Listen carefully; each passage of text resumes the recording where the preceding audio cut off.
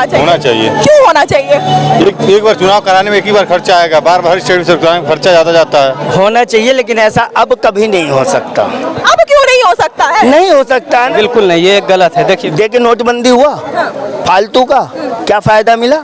नए नोट लाने में, नई एटीएम बनाने में, नई व्यवस्था खड़ी करने में, भ्रष्टाचार खत्म करने के लिए लाया गया। भ्रष्टाचार खत्म हुआ। भ्रष्टाचार तो देश में आज इतना है कि उस भ्रष्टाचार पे किसी का अंकुश नहीं, किसी का रोक नहीं है। इंडिया पार्टी जो गठबंधन बना है, वैसे तो कोई भ्रष्टाचारी नहीं है उसमें। भ्रष्टाचार मुक्त पार्टी है, क्योंकि सारे भ्रष्टाचारी ने बीजेपी ज्वाइन कर लिया। नमस्कार दोस्तों, मैं शेर भारद्वाज टीवी देख रहे हैं। अब आज का मुद्दा है कि एक देश और एक चुनाव, इसमें काफी रणनीति है और काफी ज्यादा बातें भी इसमें चली रही है कि पॉलिटिक्स में कि क्या एक देश एक चुनाव होना चाहिए या नहीं होना चाहिए। जब से विजय सत्र की बात हुई है तब से पूरी राजनीति में खलबली मची हुई है कि क्या संसद में ये बिल एक देश एक चुनाव का पास हो सकता है या ये नहीं हो सकता। बात आती है कि देश की जनता के मन में क्या चल रहा है, उनका हाल क्या है, वो क्या जानती है, वो क्या समझती है। मैं देश की जनता से ही बातचीत करना चाहूंगी। दिल्ली में भी मैं मौजूद। देश एक चुनाव बिल पास होना चाहिए कि नहीं होना चाहिए? होना चाहिए, लेकिन ऐसा अब कभी नहीं हो सकता। अब क्यों नहीं हो सकता है? नहीं हो सकता है ना।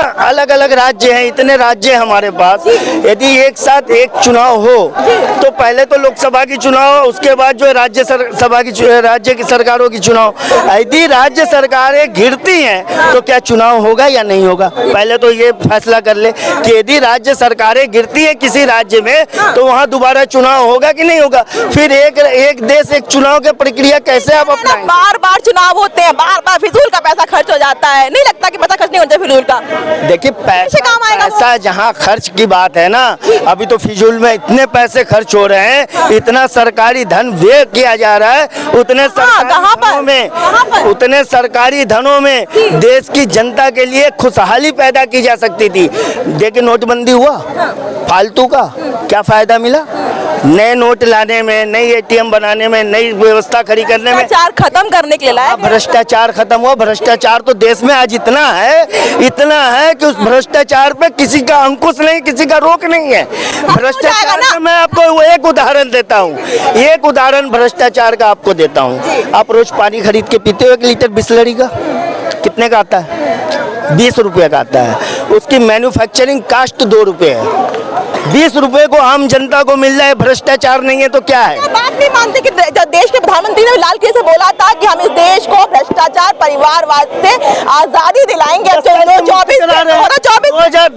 2014 से उन्होंने भ्रष्टाचार और काला धन की बात की। आज तक प्रधानमंत्री ने जनता को बताया कितना काला धन आया देश के अंदर, कितने लोग काला धन रखने के जुर्म में गिरफ्तार हुए, जेलों में गए, उनको सजा दी गई। प्रधानमंत्री जी ने बताया। हमेशा लाल किला पे आके कहते हैं भ्रष्टाचार, भ्रष्टाचार क्यों है? सरकार परिवारवाद क्यों है? आपकी सरकार है ना, तो काला धन कहाँ गया? जिस काला धन का पुलंदा लेकर के रामदेव घूमते थे, क्या सीबीआई ईडी वालों ने रामदेव को पकड़ा कि वो सबूत कहाँ है? वो काला धन किसके पास है जिसका सबूत लेके रामलीला मैदान में आप बैठे थे?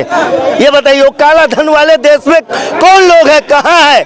काला धंधा गोरे लोग, आज वो गोरे लोग बने पड़े हैं। भ्रष्टाचार तो ये है कि ब्लैंड चंदा दिया जाता है पार्टियों को, नाम घोषित नहीं होता कि किसने कितना चंदा दिया। भ्रष्टाचार ये है, और ये भ्रष्टाचार लाने वाला ये बीजेपी सरकार है। चुनाव होगा तो भ्रष्टाचार नहीं होगा।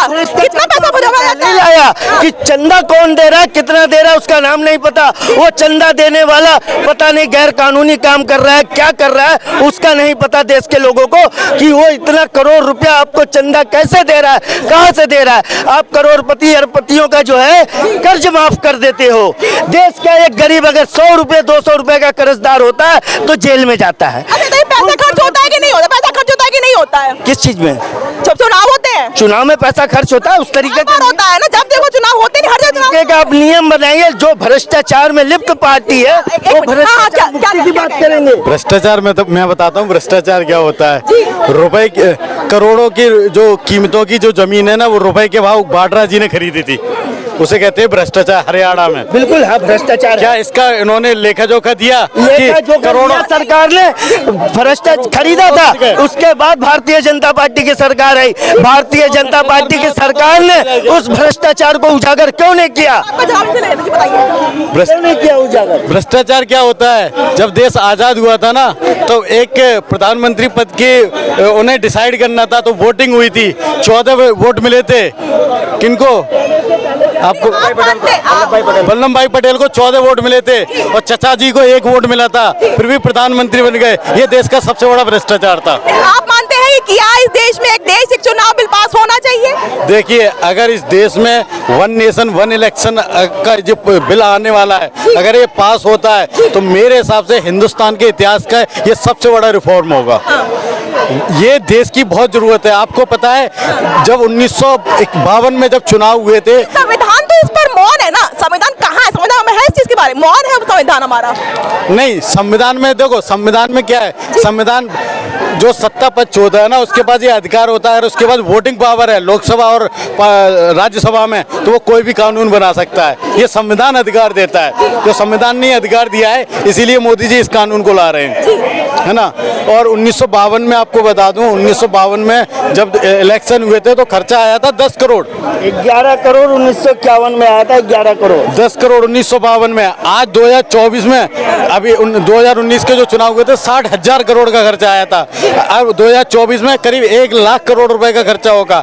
अगर मोदी जी ये कहते हैं कि अगर हम दोनों चुनाव एक समय पर हो जाएंगे तो देश का कितना पैसा बचेगा। आप सोचिए, हम हमेशा इलेक्शन मोड में रहते हैं। अभी इस साल इस स्टेट में इलेक्शन होंगे, दूसरे साल दूसरे स्टेट में होंगे, सारे दिन इलेक्शन की बातें चलती रही। बात हमने समझी। मैं जानना चाहूंगी, जब भ्रष्टाचार की बात हो रही है तो सरकार भी कहती है कि सारे भ्रष्टाचारी मिलकर एक साथ इकट्ठा हो गए, और उनका क्या नाम है ये आप अच्छे से जानते हैं, INDI। ये बीच में डॉट डॉट डॉट लगा दो। देखिए, सारे भ्रष्टाचारी निकल के जो है ना, सभी पार्टियों के, वो भारतीय जनता पार्टी में जाके उनकी गोद में बैठ चुके हैं। अब भ्रष्टाचार जो है किसी पार्टियों में रहा ना, अन भ्रष्टाचारी रहे, तो सारे भ्रष्टाचारी जो है Bharatiya Janata party India party जो गठबंधन बना है, तो कोई भ्रष्टाचारी नहीं है उसमें। भ्रष्टाचार मुक्त पार्टी है, क्योंकि सारे भ्रष्टाचारी ने बीजेपी ज्वाइन कर लिया और बीजेपी में बड़े बड़े पदों पे हो।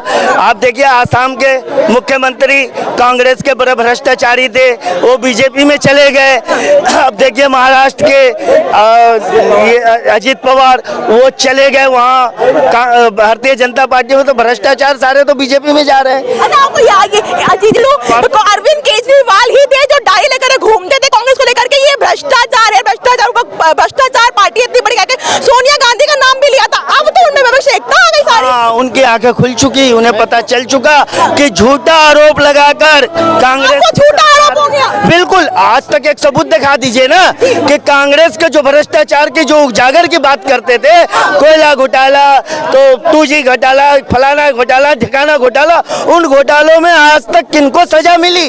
9 साल से भारतीय जनता पार्टी की सरकार है, किसी को सजा मिली हो तो बताओ मुझे। जी, आप कुछ कह रहे हैं, बताइए। ये कह रहे हैं कि अब एक बात तो हो गई ना कि विपक्ष गठबंधन इंडिया में कोई भी भ्रष्टाचारी नहीं। सजा किस चीज को मिली? अतीक है तो अतीक में पहुंच ही गए, अशरफ पहुंच ही गए। ये कांग्रेसियों ने जो बढ़ाए थे ना, ये जो माफियाओं को सबको सजा। सबसे पहला सवाल कि एक देश एक चुनाव होना चाहिए कि नहीं होना चाहिए? होना चाहिए नहीं, अलग बात है। उसमें यह है कि ये इस टाइम पे क्यों हो रहा है, जब 4 राज्यों के चुनाव हो रहे हैं। आपको क्या ऐसी प्रॉब्लम है कि आप जो सेंट्रल गवर्नमेंट के इलेक्शन अप्रैल मई में होने, मार्च अभी कराना चाहते हैं। इनको लग रहा है कि अब हमारा, क्योंकि महंगाई इतनी है, सब कुछ इतना वोट तो मिलेंगे नहीं, अभी करा के हाईजैक कर लो। क्या इस देश में एक देश और एक चुनाव होना चाहिए कि नहीं होना चाहिए? होना चाहिए। क्यों होना चाहिए? एक बार चुनाव कराने में एक ही बार खर्चा आएगा, बार बार स्टेट से कराने में खर्चा ज्यादा जाता है, इसीलिए एक बार चुनाव होना चाहिए, बस। और क्या करना है। लेकिन ये बात आती है, और भी लोग हमारे साथ मौजूद हैं, क्या लगता है आपको कि एक देश एक चुनाव होना चाहिए कि नहीं होना चाहिए? बिल्कुल होना चाहिए। अगर कोई अच्छा गांव का सरपंच या कोई भी बड़ा नेता अगर वो भला चाहता है तो वो ऐसे अच्छे कदम जरूर उठाएगा। तो ये लोकतंत्र की हत्या नहीं होगी? विपक्ष का कहना है ऐसा, इसे लोकतंत्र की हत्या हो जाएगी। इसमें ये तो कोई जरूरी नहीं है कि अगर इलेक्शन होंगे तो उसमें बीजेपी ही जीतेगी, ये तो कोई जरूरी नहीं है। हो सकता कांग्रेस भी जीत जाए, तो फिर वो डर क्यों रहे हैं? उन्होंने कैसे मान लिया यही जीतेंगे? आप उसको होने दो, क्या दिक्कत है उसके अंदर? संविधान तो मौन है ना, संविधान में कहीं भी इसका जिक्र ही नहीं है। क्या लगता है, संविधान में तो कहीं जिक्र नहीं है ना मुझे इसका? लगता है संविधान होता तो ऐसी बातें नहीं होती, संविधान की तो हत्या की जा रही है। मुझे लगता है जो संविधान, जो बाबा साहब अम्बेडकर ने जो संविधान दिया था, वो संविधान तो देश में कहीं नजर नहीं आता। बात ये हो रही है कि एक देश है तो एक चुनाव होना चाहिए।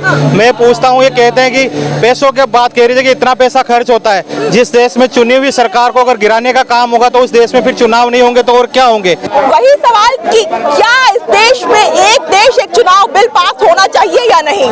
बिल्कुल नहीं, ये गलत है। देखिए, विपक्ष जो था इस समय, वो लोग तैयार हो रहा था कि हम लोग एकजुट होकर के 2024 में चुनाव लड़ेंगे, और इसको बोल दिया गया कि दिसंबर में आई थिंक आ रहा है नोटिस। तो देखिए, किसी भी पार्टी के पास यदि सिंगल मेजोरिटी हो, 303 या 304 आई थिंक सांसद, वो तो खुद इस चीज़ को प्रस्ताव पारित करा लेंगे। क्या उन्होंने इंटेलेक्चुअल इलेक्शन हेल्ड कराना तो इलेक्शन कमीशन का जिम्मेदार है? क्या उन्होंने इस चीज़ पे उनसे संज्ञान में बात लिया? आप क्या मानते हैं, होना चाहिए कि नहीं होना चाहिए एक देश एक चुनाव? नहीं, ऐसा तो नहीं होना चाहिए मैम। नहीं, ऐसा नहीं होना चाहिए। क्यों नहीं होना चाहिए? उसके लिए प्रिपरेशन तो होना चाहिए इलेक्शन के लिए।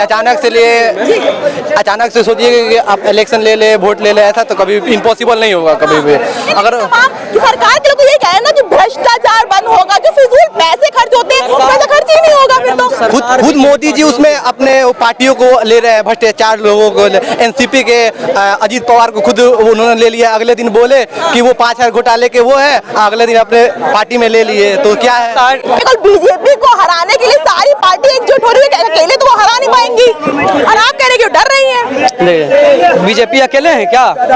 आई थिंक अकेले हैं। मोदी जी अकेले चुनाव लड़ रहे हैं। उनके साथ शिवसेना का ये शिंदे जी हैं, आई थिंक एनसीपी के Sharad Pawar, sorry Ajit Pawar I think उनके साथ हैं। सुभाषपा है यूपी की, और भी अपना दल है अनुप्रिया पटेल का। तो अकेले तो लड़ नहीं रहे। हाँ, आप ये बोल सकते हैं अकेले उन्होंने बहुमत जरूर क्रॉस किया है, जो कि जनता ने उनको दिया है। लेकिन उन्हें यह भी याद रखना चाहिए कि वोट आपको 38% मिला है, 62% जनता अभी भी आपके विरोध में है। ये समझना, ये एक लोकतंत्र का इस तरह का पैमाना है कि 30% में भी आप जो है कि सरकार बना सकते हैं पूर्ण बहुमत के साथ।